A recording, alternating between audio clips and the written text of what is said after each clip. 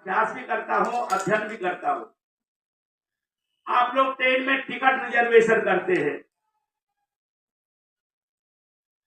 आपने चाहे sleeper class का या थर्ड एसी का या सेकंड एसी का या फर्स्ट एसी का टिकट का किराया दिया है, लेकिन बहुत सारे लोगों का टिकट कंफर्म हो जाता है, बर्थ कंफर्म हो जाता है, वो उतना ही पैसा दिया हुआ लेकिन उसका बर्थ कंफर्म नहीं है, वह क्या है, इसमें है, वेट लिस्ट में है। तो वेट लिस्ट में है, उसे बर्थ नहीं मिला है।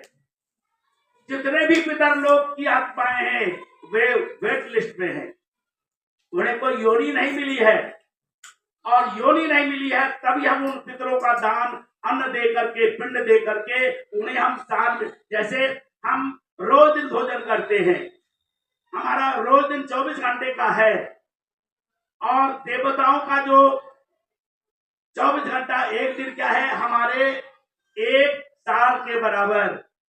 वह एक दिन अर्थात साल में एक दिन हम पिंडदान करने के लिए पितरों को पिंड देते हैं, अन्न देते हैं, उन्हें खिलाते हैं। उन्हें कोई योनि नहीं मिली है, और हम उन्हें मार्ग किस तरह मिल जाए भगवान से प्रार्थना करते हैं, उनके दोष समाप्त हो जाए, कोई न कोई मानव योनि उन्हें मिल जाए, इसका हम प्रयास करते हैं। आप लोग भी कुछ कुछ प्रयास करके अपना टिकट कंफर्म करने के लिए प्रयास करते हैं। लेकिन मैं इससे अलग हट करके बताऊंगा, दो शब्द कह करके दो मार्ग है। एक मार्ग है शुक्ल पक्ष और दूसरा मार्ग है कृष्ण पक्ष। एक है पितृयान और दूसरा है शुक्लयान, देवयान। एक है दक्षिणायन मार्ग और दूसरा है उत्तरायण मार्ग। एक है शुक्ल पक्ष और दूसरा है कृष्ण पक्ष। एक है अर्ची मार्ग और दूसरा है चंद्रसी मार्ग। एक से गया हुआ जीवात्मा लौट कर आ जाता है। जब करते हैं, तब करते हैं, व्रत करते हैं, उपवास करते हैं, यज्ञ करते हैं, हवन करते हैं, दान करते हैं, ये सभी दक्षिणायन मार्ग के मार्ग हैं। इस पर गया हुआ जीवात्मा अंत में लौटकर पुनः इस धरती पर आता है, चाहे देव बन करके पुनः लौटता है, मनुष्य बन करके पुनः लौटता है, 84 लाख योनि में भटक कर पुनः लौटता है, उसकी मुक्ति नहीं होती।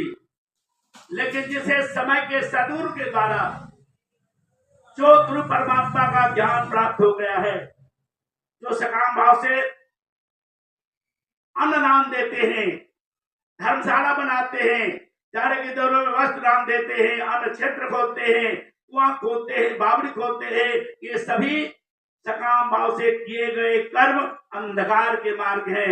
इसे पुण्य मिलता है लेकिन परमात्मा नहीं मिलता। लेकिन जब समय के सदगुरु जो तत्ववेत्ता महापुरुष है, जैसे भगवान कृष्ण है, भगवान राम है, भगवान शंकर है, भगवान विष्णु है, भगवान ब्रह्मा है, महावीर है, बुद्ध है, कबीर है, तुलसी है या नानक देव है, ऐसे तत्ववेत्ता महापुरुष की शरण में जाकर जो तत्व से उस परमात्मा को जान लेता है, कैसे उस ज्योत रूप परमात्मा का ध्यान किया जाता है, वह रोज दिन ध्यान करने वाला साधक सतत प्रकाश का ध्यान करता करता करता अंत में वहां पहुंच जाता है, उत्तरायण मार्ग, वहां ज्योत रूप परमात्मा में जाकर वह समाहित हो जाता है। जैसे सारी नदियां बहती है, कृष्ण कहते हैं सारी नदियां जाकर समुद्र में समाहित हो जाती है।